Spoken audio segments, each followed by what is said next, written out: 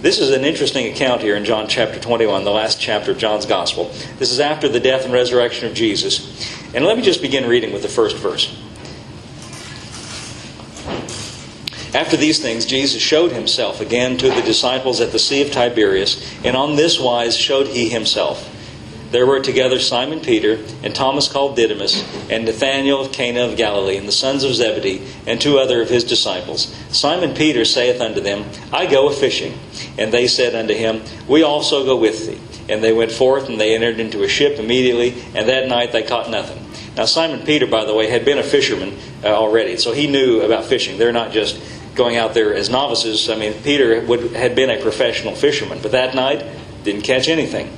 But when the morning was come, Jesus stood on the shore, but the disciples knew not that it was Jesus.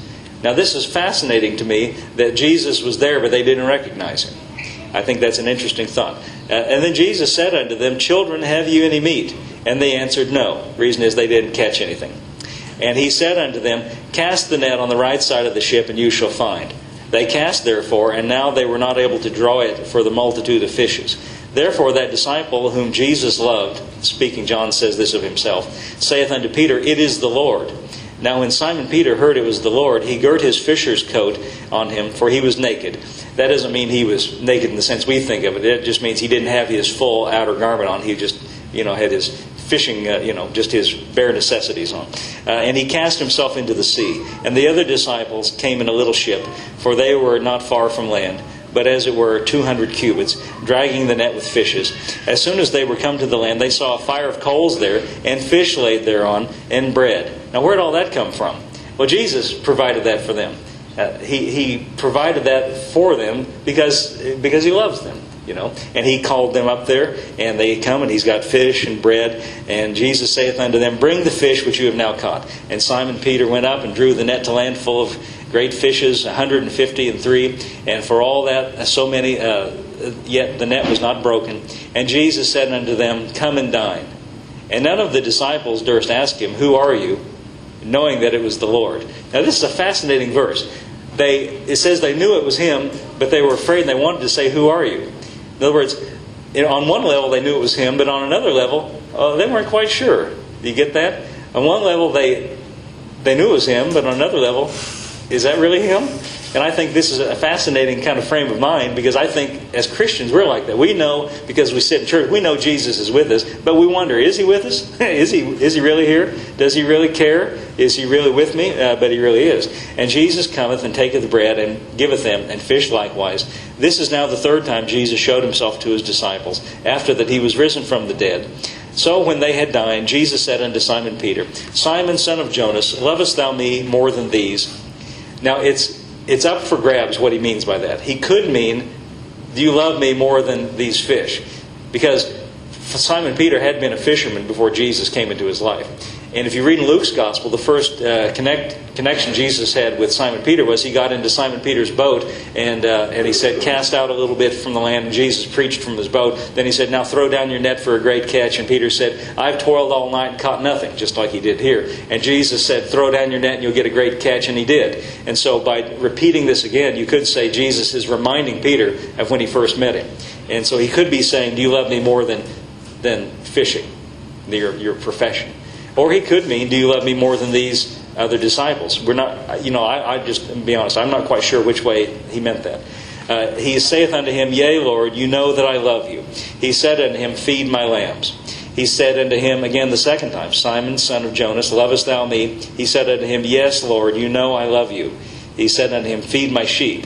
He said unto him the 3rd time, Simon, son of Jonas, do you love me? Now Peter was grieved because he said unto him the 3rd time, Lovest thou me? And so he said to him, Lord, you know all things. You know that I love thee. And Jesus said unto him, Feed my sheep. Now again, it's up for question why he did this 3 times. It may be because Peter denied him 3 times earlier. When Jesus was on trial, the Scripture says he denied him 3 times. And it may be that Jesus did this 3 times to give him an opportunity to reconfirm, because he probably thought Peter knew that Peter felt guilty about that. It's possible. I'm not quite sure, but nevertheless, this is how it is. But let's go on reading. Feed my sheep, verse 18. Verily, verily, now this is a prophecy Jesus gives to Peter. Verily, verily, I say unto you, when you were young, You girded yourself, and you walked whither you would. But when you are old, thou shalt stretch forth thy hands, and another shall gird thee, and carry thee whither thou wouldest not. This spake he, signifying by what death he should glorify God. Now, by the way, tradition tells us that Peter was finally taken prisoner in Rome and crucified, and he insisted that he not be crucified in the same way as Jesus, and insisted that he be crucified upside down because he was not worthy to be crucified in the same way as Jesus. But this literally happened to Peter, according to tradition. They did crucify him in Rome. And so Jesus gave him this prophecy of it says here, that by what death he would glorify God. Now, I'm sure when Jesus gave this prophecy to Peter, he wasn't really, thrilled about it and excited about it. Woo! I can't wait, But he's giving him he's preparing him and telling him the truth. But these are not the kind of words we want to get from somebody. Hey, let me tell you how you're going to die. Oh, I can't wait to hear it. But nevertheless, Jesus gave that to him, so he would be prepared, so he wouldn't fear it, so he would be armed ahead of time. And then he finished it all up with a word of advice, a word of invitation. Notice what he said. After telling him all of this, he said, "Now follow me. Follow me." That is me personally, Jesus. And then verse 20, Peter, turning about, seeth the disciple whom Jesus loved. That's John, by the way. Which also leaned on his breast at supper. And he said, "Lord," which is he that betrayeth thee. That's what John had said. Peter, seeing him, saith to Jesus, "Lord, what shall this man do?"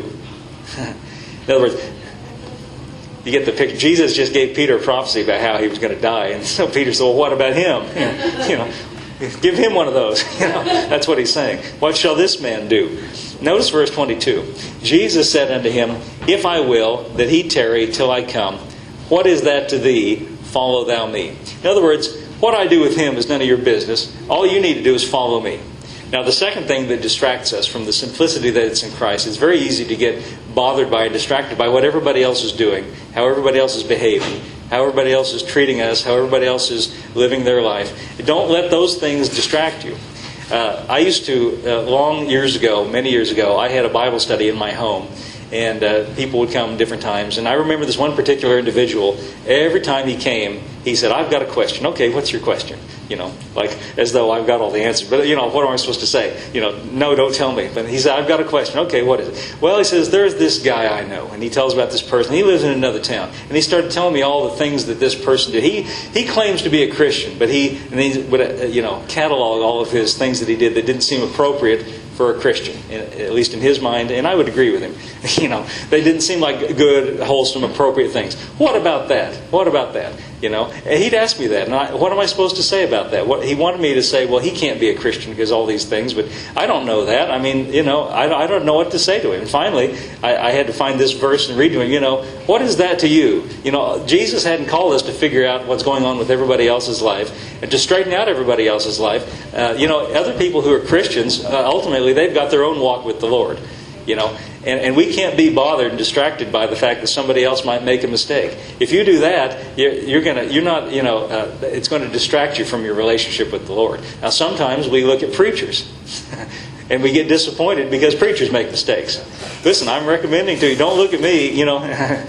You might, and I hope you have wonderful feelings about me. But if you knew me, if you knew me intimately, you'd know I have mistakes and faults and failures just like everyone else. But see, we can't let those things. See, some people fall away from their Christian life because they get disappointed in what a preacher does.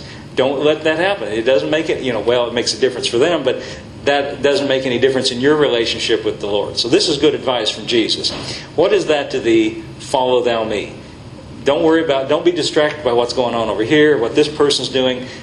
You can pray for them, and we should do that, and we uplift one another, but we just keep on walking with the Lord.